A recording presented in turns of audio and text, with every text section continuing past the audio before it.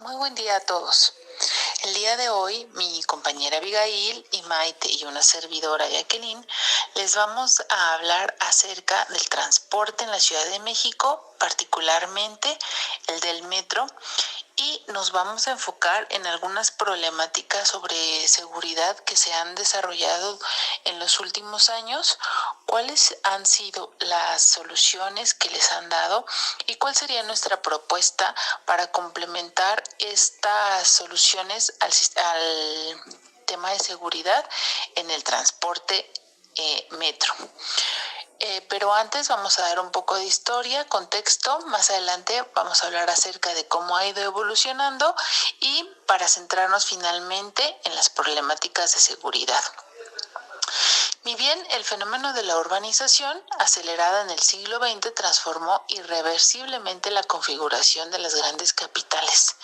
Y es justo en este escenario en donde el sistema de transporte colectivo metro no surgió simplemente como una solución técnica a la congestión vial, sino como una infraestructura crítica que redefinió la relación entre el ciudadano y el espacio público.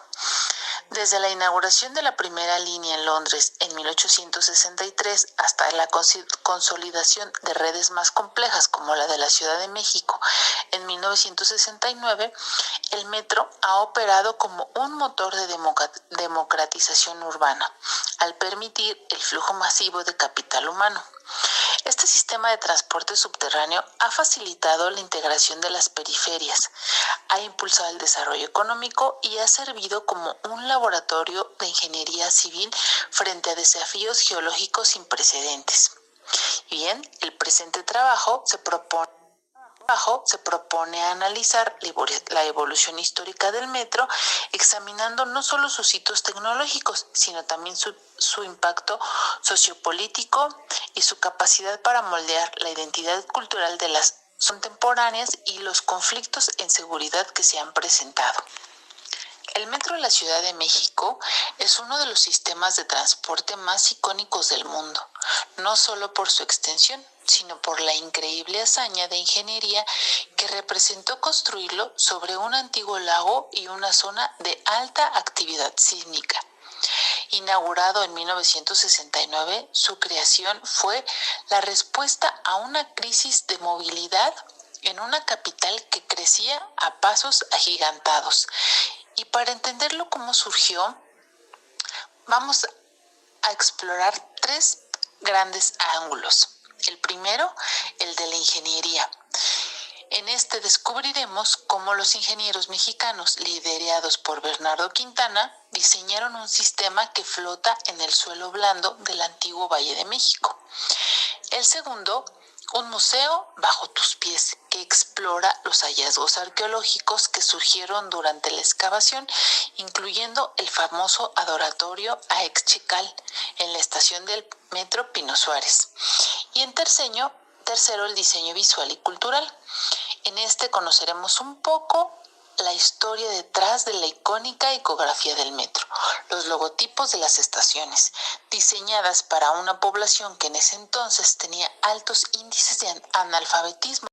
Entonces, iniciemos revisando qué es esto del milagro de la ingeniería. Bueno, pues construir un metro en la Ciudad de México era considerado una locura por muchos expertos extranjeros. ¿Cuál era el motivo? La ciudad estaba asentada sobre el lecho de un antiguo lago, lo que significaba que el suelo es extremadamente blando, húmedo y propenso a hundimientos. Para resolverlo, el ingeniero Bernardo Quintana y su equipo aplicaron técnicas innovadoras. Una de ellas fue cajones de cimentación. En lugar de intentar clavar el metro a fondo, diseñaron estructuras que flotaran en el lodo, compensando el peso de la tierra extraída con el peso de la estructura del túnel. Y segundo, los llamados muros Milán. Esta es una técnica que permitía excavar zanjas profundas y llenarlas de concreto mientras se mantenía la estabilidad del suelo alrededor, evitando que los edificios vecinos se colapsaran. Como segundo punto, vamos a revisar un poco acerca del museo que existe bajo nuestros pies. Al ser una ciudad construida sobre las ruinas de Tenochtitlán, era inevitable que las excavaciones revelaran tesoros ocultos. El metro se convirtió sin querer en la excavación arqueológica más grande de la historia de México. El hallazgo más famoso ocurrió en la construcción de la línea 2, el adoratorio de Extical, dios del viento. En lugar de removerlo, se decidió conservarlo en su lugar original. Hoy en día miles de personas pasan frente a él diariamente en la estación de Pino Suárez, siendo la zona arqueológica más visitada del país. Y como tercer punto, el diseño visual y cultural. En 1969, la Ciudad de México tenía un alto índice de analfabetismo. El regente de la ciudad y los diseñadores, liderados por Lance Willman, quien también diseñó la gráfica de los Juegos Olímpicos de México en 1968, sabían que el sistema debía ser inclusivo, por lo que integraron una icónica única. Crearon un sistema de logotipos para cada estación. Si no sabías leer, podías identificar tu destino por las imágenes. Un chapulín para Chapultepec, un ancla para el Canal del Norte o una manzana para Sevilla. También los colores por línea. Cada ruta recibió un color distintivo para facilitar la orientación rápida para los transbordos. Para profundizar un poco más, vamos a revisar un par de curiosidades. Por ejemplo, la logística. ¿Cómo se organizó la ciudad para sobrevivir a la mega excavación en pleno centro histórico? O los tesoros. ¿Qué otros objetos antiguos encontraron además del adoratorio? Y finalmente, ¿qué impacto social tuvo el cambio de la vida de los capitalinos el día que se inauguró la primera línea? La inauguración del metro se realizó el 4 de septiembre de 1969. No fue solo un evento de transporte, fue un choque cultural y de modernidad que cambió la psicología de los habitantes de la Ciudad de México. Imagina una ciudad que se movía principalmente en tranvías y camiones ruidosos, y de pronto se encuentra con estaciones de mármol, iluminación brillante y trenes que corrían silenciosamente sobre neumáticos de caucho. Entonces, ¿cómo vivieron las personas este impacto social? En primero, analicemos que fue el fin del aislamiento de las periferias. Antes del metro, cruzar la ciudad del oriente como Pantitlán al poniente como Tacubaya era una odisea de horas, por lo que existió una democratización del tiempo. Por primera vez, el obrero, el estudiante y el oficinista compartían un espacio que los movía a la misma velocidad. El tiempo dejó de ser un privilegio de quienes tenían auto. También hubo crecimiento urbano, pues el metro dictó hacia dónde crecería la ciudad. Colonias que antes se sentían lejanas se integraron al ritmo cardíaco del centro. De esto también se derivó una nueva educación cívica y la cultura del metro, pues hubo un esfuerzo masivo por parte del gobierno para enseñar a la gente a usar este nuevo mundo. Las edecanes del metro, en los primeros meses, que eran cientos de jóvenes uniformadas, ayudaban a los usuarios a usar los boletos, a no rebasar la línea amarilla y a usar las escaleras eléctricas, que eran una novedad absoluta para muchos. También el espacio fue un reto, pues durante décadas el metro fue considerado un lugar sagrado de limpieza. Los usuarios sentían tanto orgullo por la modernidad del sistema que se cuidaba más que la calle misma. También el metro se convirtió como un centro de refugio y punto de encuentro. El metro se convirtió en el techo de la ciudad. También ocurrieron algunos eventos como sismos y la seguridad. Pues tras el terremoto de 1985, el metro demostró su increíble resistencia estructural. Mientras la ciudad arriba sufría daños terribles, la red del metro permaneció casi intacta, convirtiéndose en el principal medio para transportar ayuda y voluntarios. También adentro del metro empezó a crecer el comercio y la vida, pues las estaciones se volvieron como plazas públicas.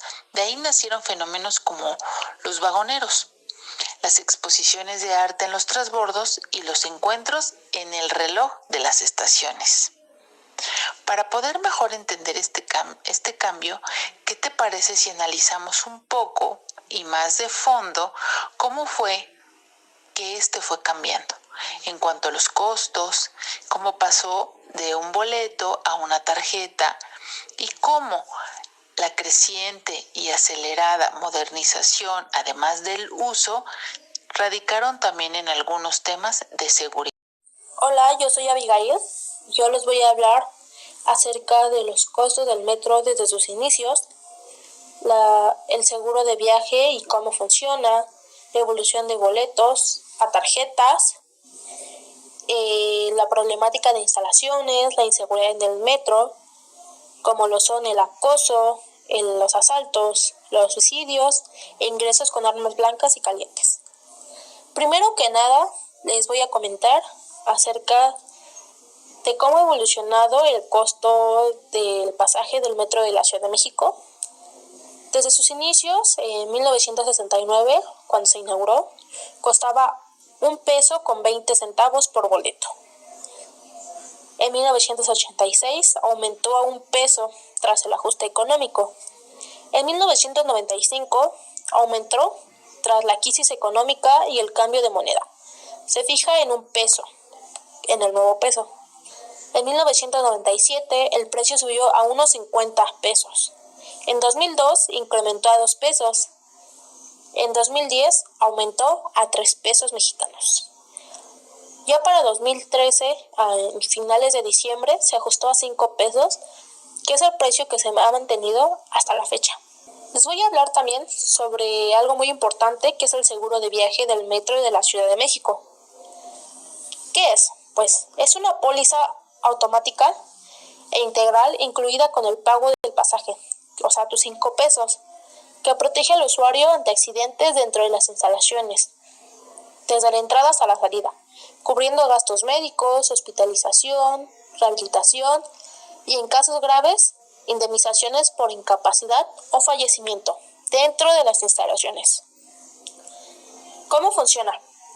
La cobertura aplica únicamente por accidentes derivados de la operación del sistema, como son las caídas, choques de trenes y fallas en instalaciones. El alcance incluye los primeros auxilios, traslados en ambulancia, hospitalización, cirugías y medicinas. La indemnización, los montos van aproximadamente de hasta 307,000 pesos mexicanos para gastos médicos y más de 300,000 pesos mexicanos por fallecimiento. Exclusiones. Este no cubre actos infligidos, personas que se arrojan a las vías o actos vandálicos. Ahora, ¿cómo ha ido la evolución del boleto, la tarjeta del metro, que actualmente se llama Tarjeta de Movilidad Integrada? Desde la inauguración en 1969 hasta el 2006 únicamente se utilizaba el boleto. En 2006 a finales se pusieron a prueba las primeras tarjetas recargables con chip.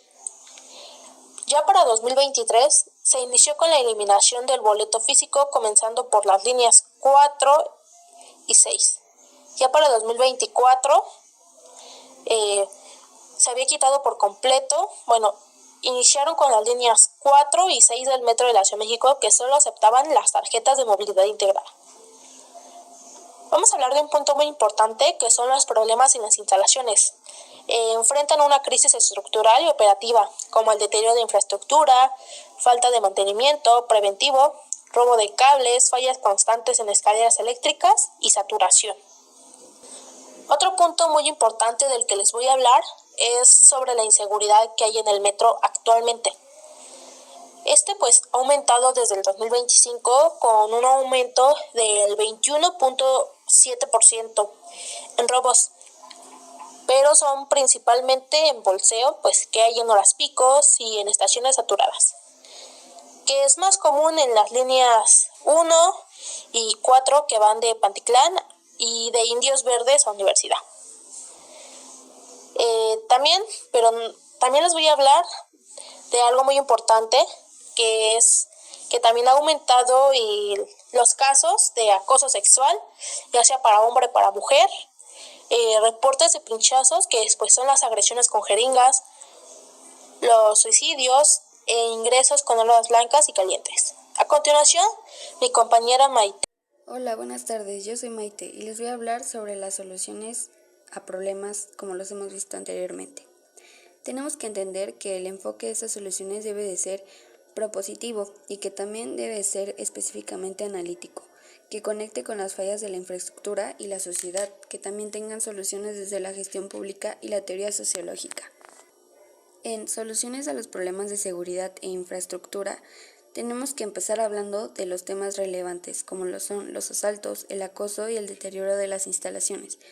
Entendemos que estas soluciones no deben de ser únicamente técnicas, sino que deben de ser integrales. La modernización y vigilancia inteligente es algo que se ha llevado a cabo últimamente, ya que implementaron sistemas de videovigilancia con reconocimiento facial y botones de pánico funcionales en cada vagón vinculados en tiempo real al C5. ¿Y qué es el C5? Pues es el Centro de Comando, Control, Cómputo, Comunicaciones y Contacto Ciudadano.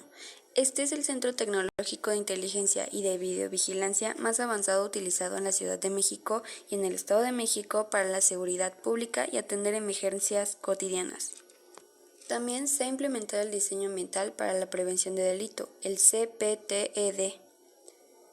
Este busca mejorar la iluminación en puntos ciegos y también en pasillos de transbordo, así como lo es el mantenimiento constante de la infraestructura, esto para evitar las sanciones de abandono que trae la criminalidad. Igualmente se aplicaron protocolos de género que buscan reforzar los espacios exclusivos y sobre todo capacitar al personal en atención a víctimas de acoso para evitar revictimización. Estos se han llevado a cabo. Comenzó de manera paulatina y evolucionó a través de diferentes etapas y de diferentes sistemas. Los inicios fue en 1970, poco después de la inauguración del metro en la Ciudad de México, ya que se destinaron los 2 primeros vagones de cada tren exclusivamente para mujeres y niños durante las horas de mayor influencia de transbordos. Esto tuvo más formalización en los años 2000, cuando se oficializó el uso de los 2 primeros vagones bajo el programa Acoso Cero. Tuvo más relevancia y amplitud en el 2007 como parte del programa Viajemos Seguras. Esto aumentó a 3 el número de vagones que sean exclusivos y también extiende el horario a todo el día en algunas líneas. Se comenzó a aplicar en el Metrobús en el año 2005, ya que desde su creación este sistema ha incorporado áreas exclusivas para mujeres y para niños de la parte delantera de sus unidades. Y en el RTP y trolebús en 2008, con el lanzamiento del programa capitalino de seguridad para mujer, se introdujo el servicio Atenea en la red Transporte de Pasajeros RTP. Consiste en autobuses pintados de rosa y que estén operados exclusivamente para mujeres. Esto ofreciéndoles mayor seguridad cada que tengan que transportarse de un lugar a otro y que también estén libres de acoso. Reforzando esto, se comenzaron a publicar diferentes leyes, como la Ley de Acoso a las Mujeres a una Vida Libre de Violencia del Distrito Federal en enero del 2008. Esta buscaba generalizar el respeto y también garantizar espacios públicos y seguros que estén libres de acoso para las mujeres en su día a día. Estas fueron unas de las soluciones que se han llevado a cabo últimamente. Ahora veremos las dependencias gubernamentales que fueron responsables. Consideramos fundamental saber a quién exigir cuentas y a quiénes deben de coordinarse. La Secretaría de Movilidad responde a la planeación estratégica y a la integración. Igualmente, diferentes organismos de transporte son encargados del mantenimiento preventivo y correctivo de las instalaciones. También la Secretaría de Seguridad Ciudadana es responsable de la Policía Auxiliar y Bancaria que resguarda las estaciones brindando seguridad. La Fiscalía General de la Justicia, esto está involucrado en la instalación de ministerios públicos móviles que faciliten la denuncia inmediata de los delitos dentro de la red. Esos son los más relevantes. Y ahora, en una perspectiva sociológica, ¿cómo podremos atender estas soluciones? Desde la sociología, el transporte no es solo un movimiento de cuerpos, sino que es un espacio de interacción social en donde se pueden reproducir diferentes desigualdades. Una teoría que resalta mucho y apoya este tema es la teoría del derecho a la ciudad por Henri Lefebvre, donde consiste en que el transporte público debe entenderse como una clave para ejercer el derecho a la ciudad. Si el transporte público es inseguro o es deficiente, se está segregando a las clases bajas que dependen de él. Esto limita un acceso al trabajo, a la educación y a la cultura de forma notoria. La solución sociológica es democratizar el espacio, haciendo que el trayecto sea digno y seguro. La sociología urbana sugiere que la inseguridad en el transporte es un síntoma de la preferencia abandonada, ya que esto tiene más relevancia a las clases sociales donde se protege más a las clases altas que a las clases bajas. Las soluciones deben de ser redistribuidas, ya que tengan que poder ayudar a invertir más en las líneas que conectan las zonas de pobreza, en donde todo el tiempo el traslado es mayor y corren más riesgo, para que esto pueda reducirse y así poder obtener un poco más de igualdad social en los transportes públicos. Podemos entender que las soluciones no deben de ser únicamente técnicas, como serían comprar más trenes, comprar más transportes y aumentar todo con más dinero, sino que esto debe ser más voluntad de cada persona, tanto política y socialmente, para entender que el metro y los transportes públicos de la Ciudad de México y del Estado son más que un sistema circulatorio de la sociedad mexicana, sino que es una herramienta de la vida cotidiana de cada persona. Bueno, y hasta aquí ha llegado el video. Muchas gracias por su atención, que tengan lindo día.